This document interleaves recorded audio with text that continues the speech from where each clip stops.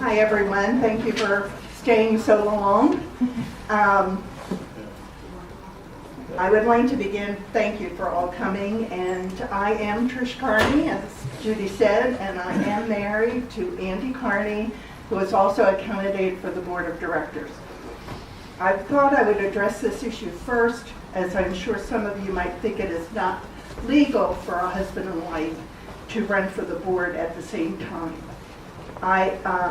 In our MLCC, boy, I sound nervous, don't I? Amended and restated bylaws dated March 26. Under Article 21, Section 1, it states that each person who is eligible to be designated as a country club member and meets the other requirements as stated in these bylaws is eligible in his own right to submit an application as a candidate for the Board of Directors.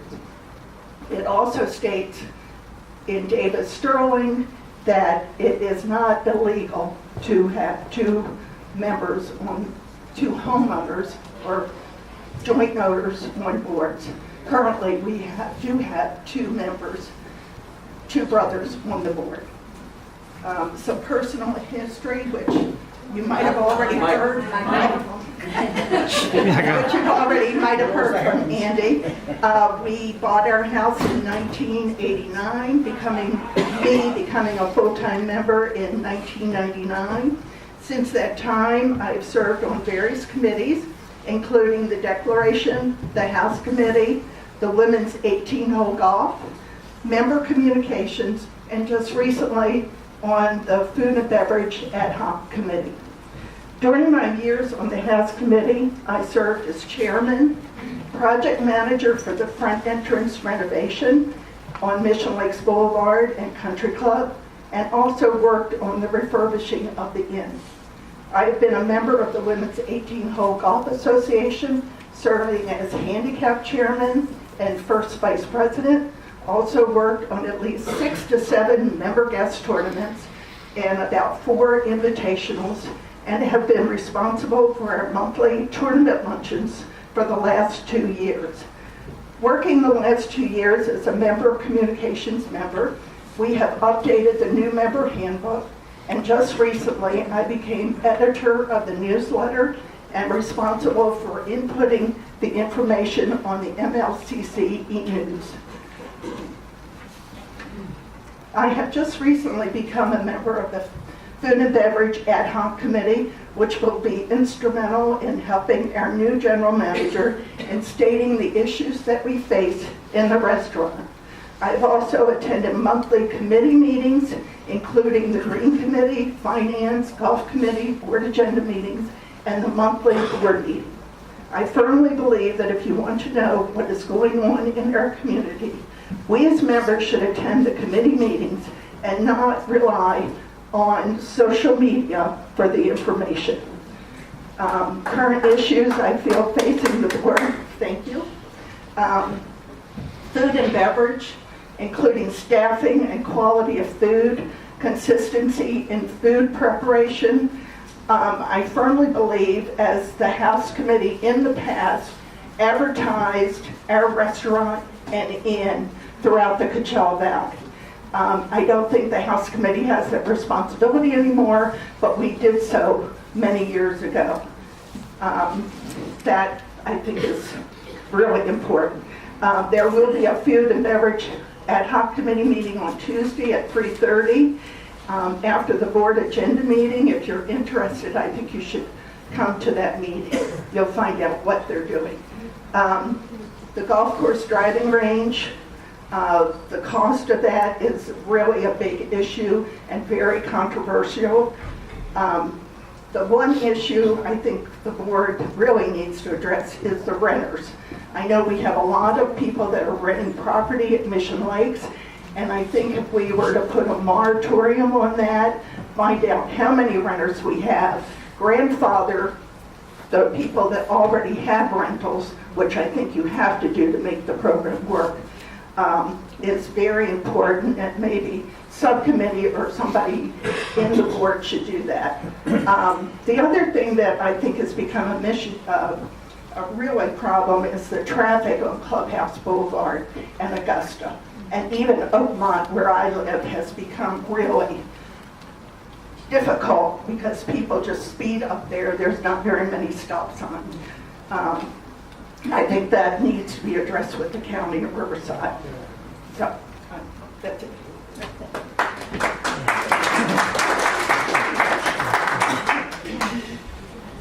What do you think would make the club better, besides what you've already said, if anything? If anything. I think to me, what would make this club better is to have a restaurant where people would come to, and not just come for lunch, but they would come up on the weekends, listen to good music, and I think that would be important to the membership, which would help defray costs. And maybe get more people. I mean, we have this huge community over here that we're not sure we're having them come. So I think advertising our food and beverage department. What time frame should be allowed for the master plan completion? And that's for the golf course. I think one of the biggest problems, which I found out when I was the project manager for the front entrance, is that every year we have new board people. And the Green Committee works on it, gets it all ready, it's been approved, and then it comes back to a new board, and then they might not approve what has already been approved. So I would like to see, within another year or two, but I know there's a Green Committee meeting tomorrow at 1:30, which is another meeting everybody should go to just to find out what the Green Committee is proposing for phase 2. And last question, what are your ideas for a more successful food and beverage, limiting losses and still providing an enjoyable experience? Well, I did do some research on the food and beverage. And the Desert Sun is the only place where I see that we advertise Mission Lakes, and it's for the golf course only. In that ad, we do not say there's a restaurant on the property. I'm sure you've all seen the guide that you get at various places. We have a little newspaper in Desert Hot Springs. Nowhere is our restaurant mentioned. Wow. And we did just get a call from Yelp.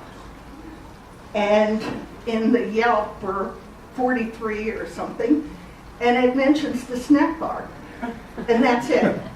No restaurant, no inn. So I really think, once we get a new general manager, that we need to be advertising in all these magazines. There's so much information, and all the tourists get these. So that would be my answer. Thank you, Trish.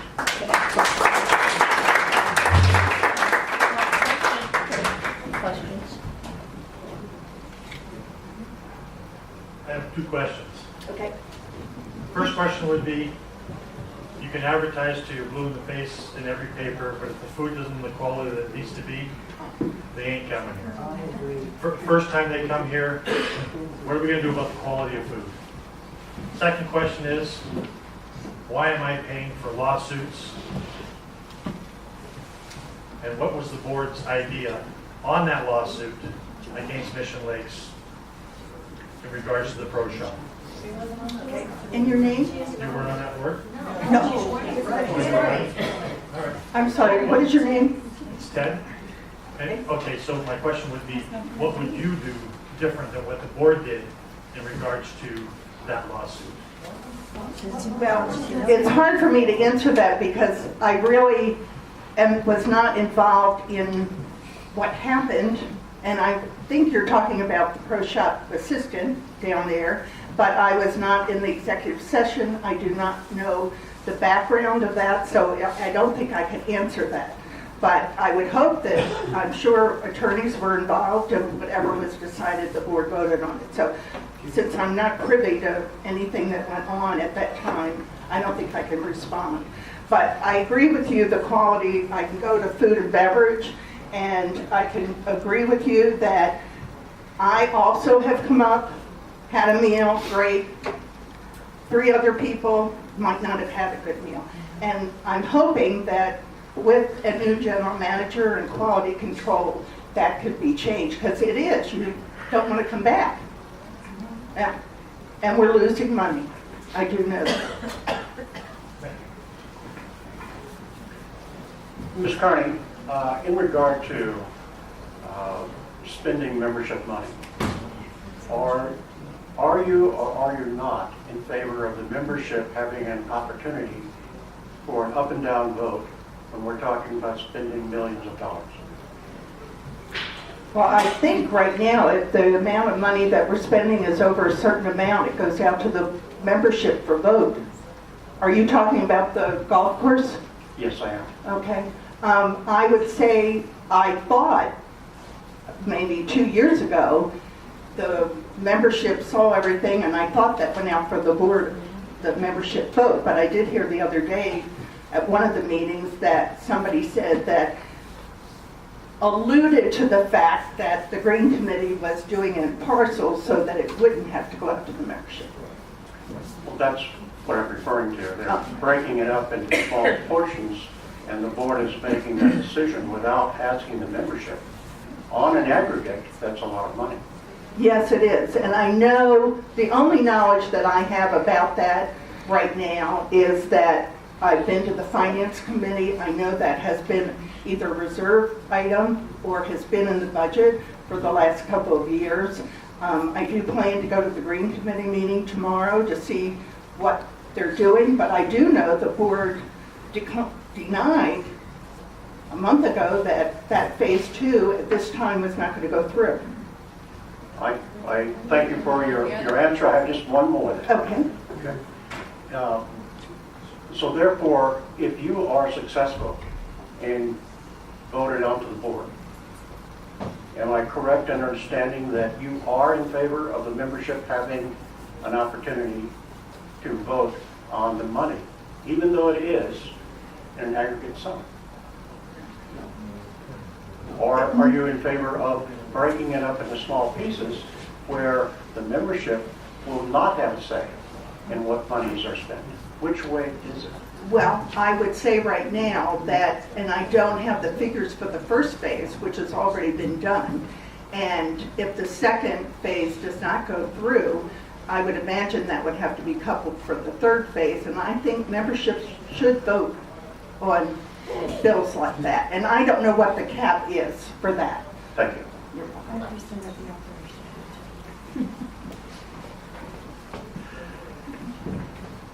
I don't really know what the cap is either, but 5% of the budget. I would like to remind people, because it's come up this way, that if there is something that you feel needs to be to the membership, what the board is required to do is to follow the bylaws. And if this is a problem, then perhaps the bylaws need to be changed to take care of this other vote.